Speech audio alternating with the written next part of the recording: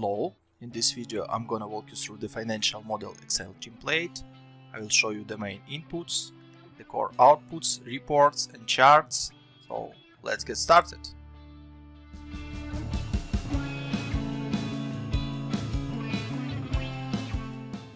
On the dashboard you can input your core drivers for the model under core input section, input equity waterfall, debt assumptions, and review the core financials and profitability chart. So let's start with the model setup. First of all, you need to input the purchase price, including the acquisition costs. Let's pretend it will be 2 millions. Then you have to input the loan to value ratio, which can be 70%. This will drive the acquisition loan in here, which I will explain a bit more. So the amount now is 2 million multiplied by 70%. And 1.4 millions will be covered by acquisition loan. Then you can input occupancy ramp up, for example 3, which means that first month it will be 33%, next month it will be 67%, and starting from the month number 3 you will have 100% of your occupancy, which you will input on the input step. I'll explain it a bit more later. The next step is to input your acquisition date. It can be, for example, April 20. So this is the acquisition date. Launch. This will drive also the acquisition loan. The next step is to input your operation start date, or the date when your business starts to generate revenue. For example, June 20. Then you have to input hold period months, for example 80. You may see that your core financials now are stopped at 26. That's because you have sale date is December 26, which is acquisition date plus 80 months. Let me back to 115. So the next step is to input your exit cap rate, for example 7%, and sales expenses, for example 5%. So you have now sales price as an output, sales expenses, which is a percentage of sales price, and net sales price. On the top right you have debt assumptions. As we just discussed, acquisition loan is driven by purchase price and loan to value and the acquisition start date. But you can change the full term, for example 100 months. You have interest only period with 10 months. So in this period you will pay only interest. Annual interest rate 10%, for example, and one of two types, usual or annuity. Let me give you another example. Other loan, so it can be 200,000, for example, with launch in June, with term of 115 months, with interest only for 5 months, with interest 12%, and it can be annuity, for example. Below you may see also the debt service coverage ratio, or DSCR. Also you may review the core financials once you set up the inputs, wages, expenses and seasonality. And also on the bottom right side of the dashboard you may see the profitability chart by years, which includes revenue, EBITDA and EBITDA percentage.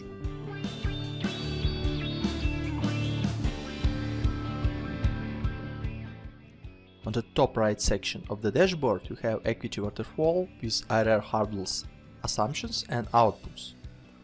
So you have 4 sections here: equity contributions, promote structure, partnership level returns and property metrics. So under equity contributions you should set up the allocation between general partners investors and limited partners investors contributions. So let's pretend general partners investors share is 5%. And other 95% is for limited partners. To the right you may see the calculation of amounts for these contributions. On the next section you can input the promote structure assumptions, which is hurdle 2, 3 and 4 IRR. So let's pretend for hurdle 2 there are hurdle will be 7%, hurdle 3 12 and 16 for hurdle number 4. And you have the GP promote depending on hurdle 5%, 10 and 15 for example. So you may see to the right how this promote impacts the shares of general partner and limited partner. So for the hurdle 1 you have 5 and 95, which is equity contribution share. For the hurdle 2 you have 9.8 and 90.3%, 14.5, 85.5, 19.3 and 80.8%.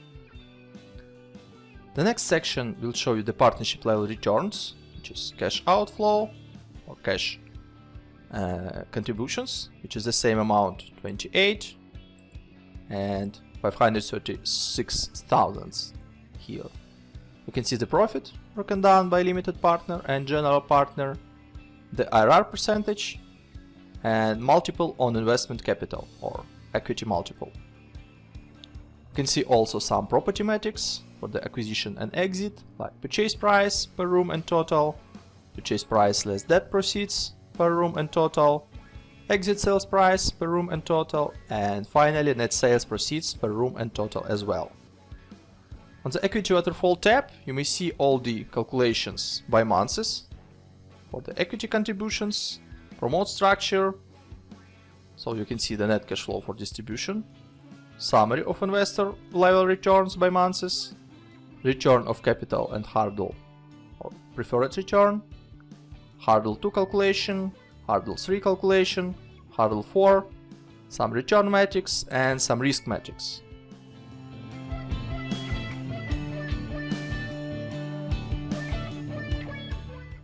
On the KPIs tab you may see the main investors KPIs and outputs, which are partnership level returns, property metrics, property level return metrics, and sensitivity analysis. Under partnership level returns, all KPIs broken down by limited partner and general partner KPIs. You may see the cash outflow or cash contributions, profit, IRR percentage, and multiple on investment capital or equity multiple. Under property metrics you may see the acquisition and exit KPIs, which are purchase price per room and total, purchase price less debt proceeds per room and total, the sales price per room and total, and net sales proceeds also per room and total.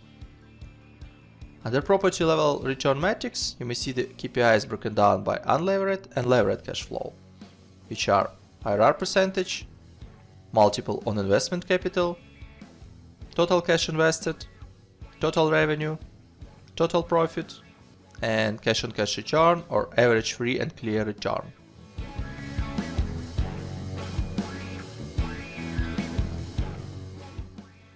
On the sensitivity analysis tab you may see the different scenarios of your metrics like IRR, multiple on investment capital, and profit depending on different hold periods and exit cap rates. So these yellow cells are changeable. For example, you may say the middle point for your hold period 80 months. So you'll have scenarios for hold period 56 months, 68 months, 80 months, 92 and 104 months. Also you can set the middle point for your exit cap rate, for example 6%. So you'll have scenarios for 2, 4, 6, 8 and 10% of exit cap rate. On the sensitivity tab you may see the values for your IRR depending on these exit cap rates and hold periods. If you would like you may see the profit amount. Let's give a couple of seconds to update this tab, so you may see different profit amounts depending on the exit cap rate and hold period. Also on the top left cell you may see the profit calculated by the model. The same way you have multiple on investment capital scenarios, so you can see the value calculated by the model and different scenario assumptions and outputs.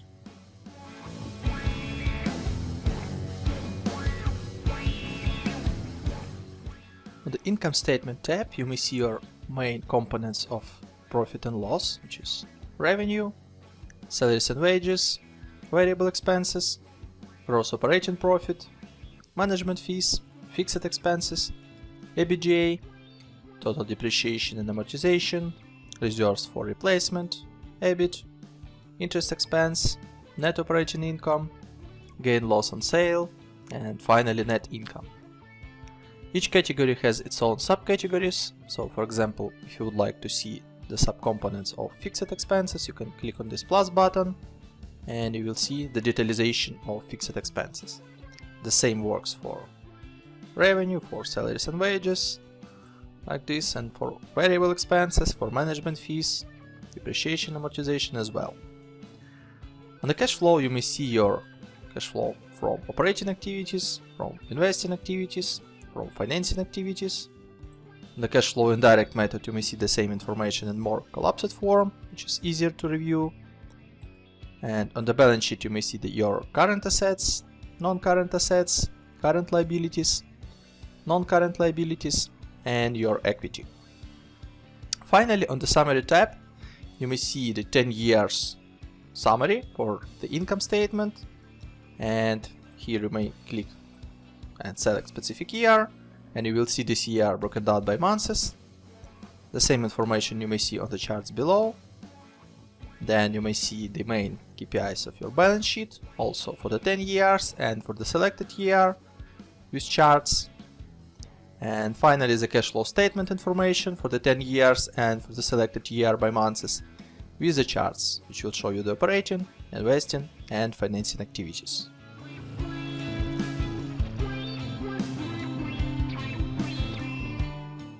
On the top revenue tab, you may see your revenue breakdown by main components, which are rent revenue and other revenue.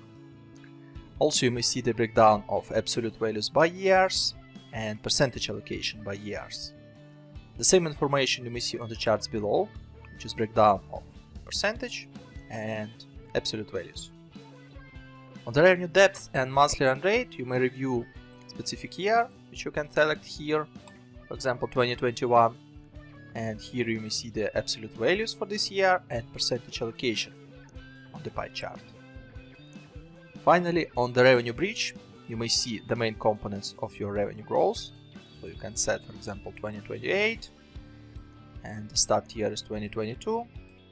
So you may see the 2022 total revenue from the left side of this chart. From the right side, you may see total revenue for 2028, which we just selected. And in between, you may see the main drivers of your revenue growth, which is rent revenue and other revenue, with absolute values of this growth between these 2 years.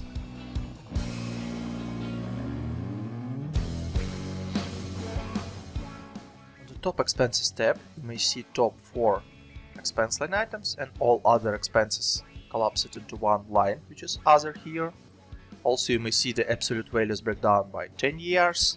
And percentage allocation broken down by 10 years. The same information you may see on the charts below, where you may see the percentage allocation and absolute values allocation by main expense categories. On the expenses depth and on monthly run rate chart, you may see the specific year broken down by absolute values on the charts on the left side and percentage allocation on the pie chart. On the expenses bridge, you may see the main drivers of your expense growth. So, for example, I can select 2022 till 2027, and on the left side I may see the total expenses for 2022. On the right side I may see the total expenses for 2027, and in between you may see the main drivers of this expense growth, which is salaries and wages in this case, property tax, lease and rental expense, interest expense, and other with absolute values on this chart.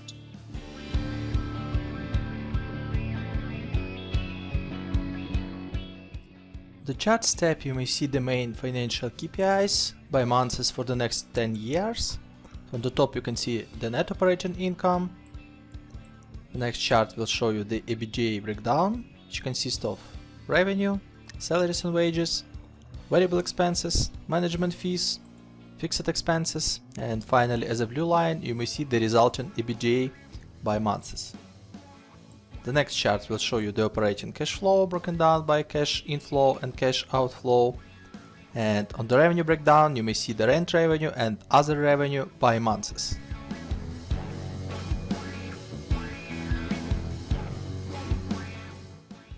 The color coding in the model is very simple.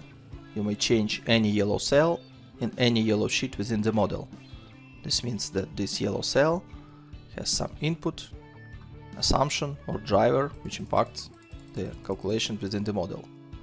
Blue sheets means that on these sheets there are some charts, reports and other information which can be useful for reporting purposes.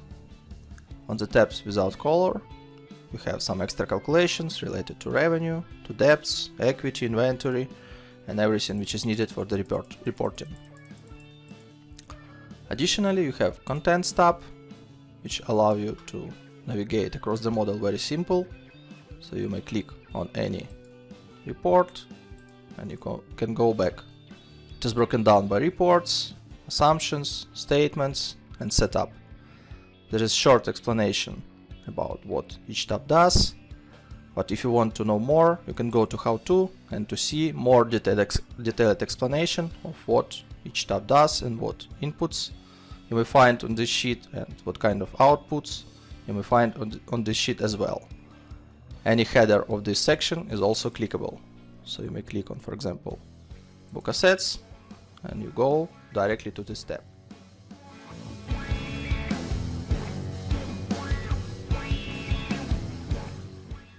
On the Inputs tab, you can input information about your property units. So you have 40 placeholders, and you can treat them as unit types or specific property units, which means that, for example, studio apartments, you can input 40 different units, or it can be separate building 1, which is obviously 1 unit in this case.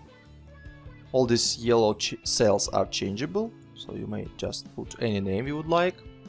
Here you have count of units. Again, for unit types it can be more than 1. In case of specific property unit, it will be 1.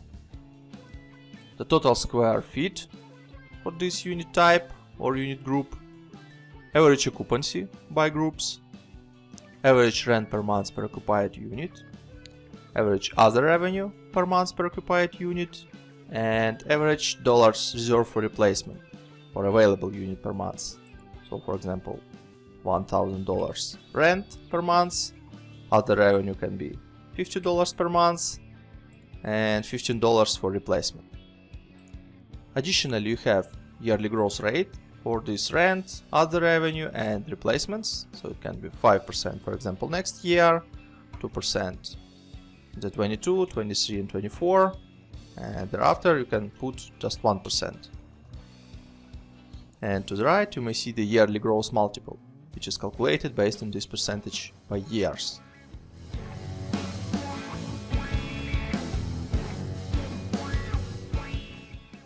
On the Seasonality tab you can input your unit's occupancy rate seasonality factors. Let me explain you how it works. For example, in January I'll put -7%, and what does it mean? Imagine you have average seasonality for unit group A, which is 80%. This means that in January it will be 80 minus 7%, which is 73%. For February it will be 80 minus 5%, 75%. In May, for example, it will be 80 plus 8%, which means 88%. All these yellow cells are changeable, and also below you may see the chart with graphical visualization of this occupancy rate seasonality allocation by months.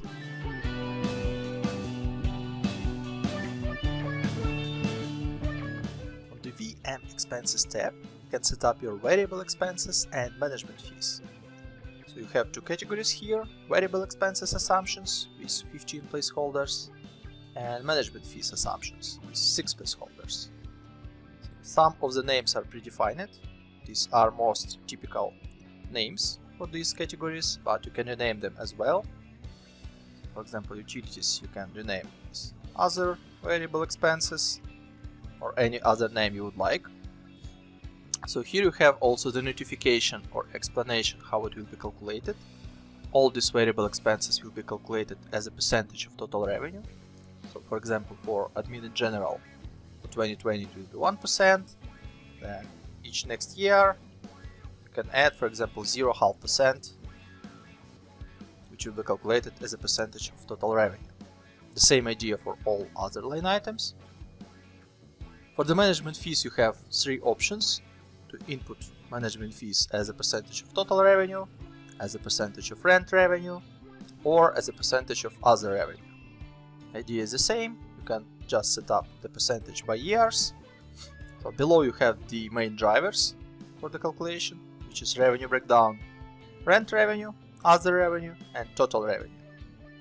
And below you can see the calculation of variable expenses and management fees by line items and by months.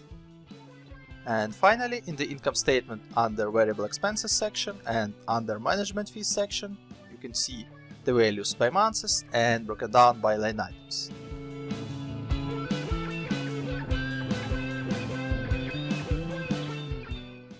On the Fixed Expenses tab, you have 25 placeholders to set up your fixed expenses line items.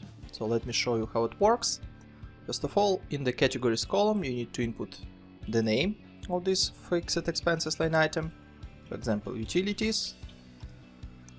Next column is launch or start date. By default, this is connected to the operation start date on the dashboard, but you can change it as well, for example, December 20. The end date is also connected to the sales date on the dashboard, but you can change it, for example, January 29. Then you have 8 different periodicity approaches. So let me show you how it works one by one. For example, one time you're spending of $1,000. So obviously, if you select it one time, you don't need end date, just one date and one spending. So you have in December 20, $1,000. The next, you can select the daily basis, and you will have $31,000 because in December you have 31 days. Then January 31,000 again, February is 28,000, etc. till the January 29. Well, the January 29 is the last date when you have this category of fixed expenses. Another option is weekly. In this case, you will have 4 payments each month, 4,000 per month. If you will select bi-weekly, you will have 2 payments roughly each month, so in this case you will have $2,000. In case of monthly, you will have steady $1,000 per month till the end, which is January 29. In case of quarterly, you will have 1 payment per quarter starting from December 20. As you may see here, if you will select semi-annually, you will have 1 payment per each half a year, starting from December 20. And the last approach is yearly. You will have $1,000 each year in December. Additional cool thing which you have in the model, this is yearly growth rate. For example, if I will select monthly, August 20 for example, and I want to add 5% of growth the next year, then 4% into 2022 and 2% each next year. So you may see that starting from January 21, you will have instead of $1,000, $1,050. Then in January 22, within the year, you will have $1,092, and etc. till the end of the model. So you'll have steady growth of this fixed expense by years. And finally, in income statement, in the fixed expenses category, you will see the breakdown of your fixed expenses by line items and by months as well.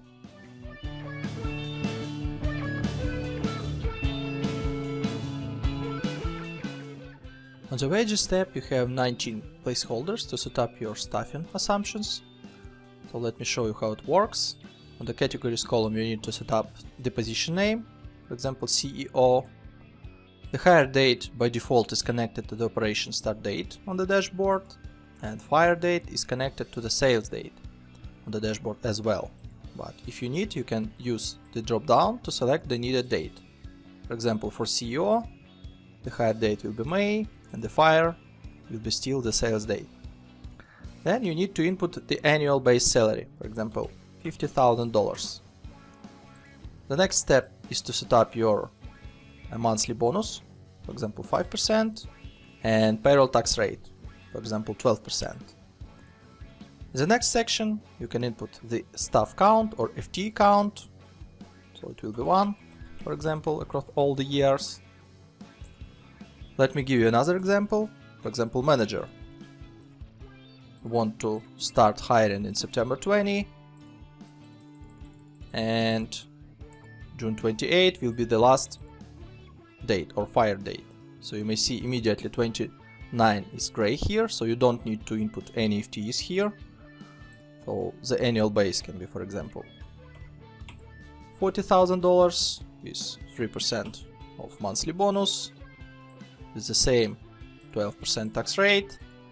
You want to hire 2 in 2020, 4, 6, 8, 10, 12, and steady 12 till the end of the model.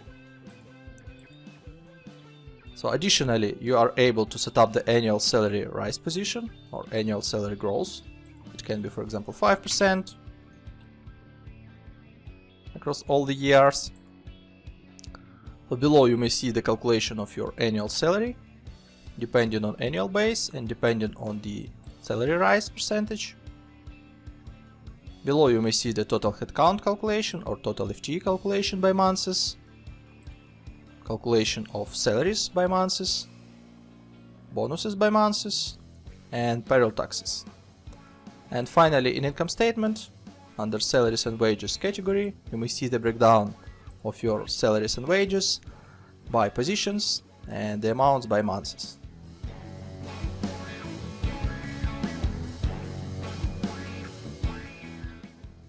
On the assets tab, you have 7 placeholders to set up your assets categories or groups.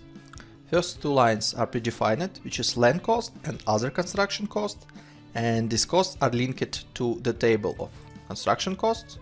So the land purchase amount is 2 million and everything else is in the second line item, which is other construction costs.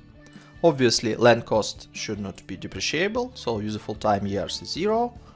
So you may see in here the calculation of capital expenditure and the closing net book value, and no depreciation for land. For the second line item, you can input some useful time in years, for example 25 years. So you may see the capital expenditure by months, you may see the book depreciation and closing net book value.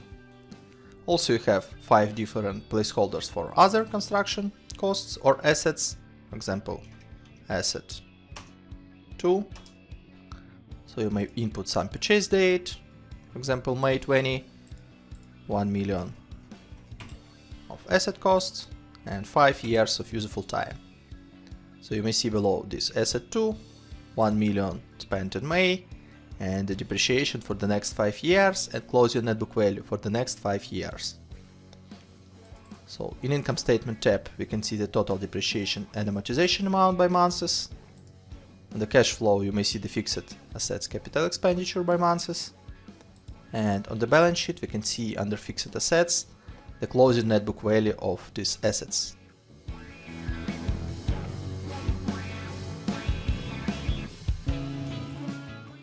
In the top right corner of the dashboard you have 3 placeholders for the debt assumptions. First line item is predefined for the construction loan. So you have the total construction costs, which I'll explain a bit more and which you will input on the construction costs tab. So you have loan to cost ratio, which is 60% in this case, and the total amount of construction loan is $3.8 million. The launch date also connected to the construction start date, so you should not change this date in this case, but you can change the full term in months, which can be, for example, 80 months. The interest only period, which can be 10 months, for example. For this period you will not pay any amount of the loan, but you will pay only interest. It can be 5 months, for example. Then you have the interest rate, which is annual interest rate, can be 10%, for example. And you can select the type, which can be usual or annuity. You have also 2 another placeholders to set up, for example, construction loan 2. So you can input some amount, $100,000, some launch date, for example April 20, some term, 60 months, the interest only period, it can be 0, for example, or 3 months. Again, annual interest rate, 12%, and the type can be usual. So in income statement you may see the interest expense calculation. On the cash flow you may see the interest paid under operating expenses, and under financing expenses you may see the total debt drawdowns and total debt repayments. And finally on the balance sheet, under non-current liabilities, you can see the total debts outstanding amount.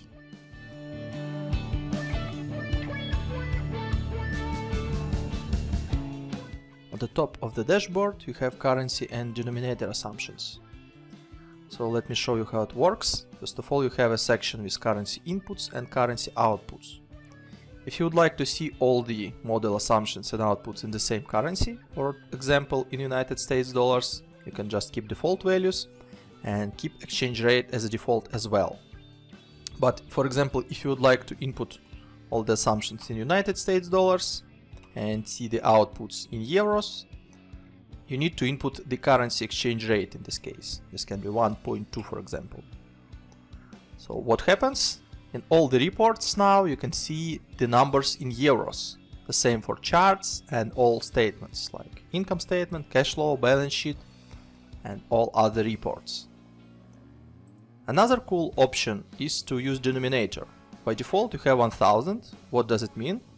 It means that for the all reports and charts you have $1,000 as a denomination. Means that this is in $1,000 or euros in this case. But if you would like to see it in millions, you can just change this denomination, and instead of thousands you will see millions. You can use just one and you will see in dollars, so no denomination applied. I hope you enjoyed my video. Thanks for reviewing this. You can find more on my website finmodelslab.com, and we'll see you later in the next videos.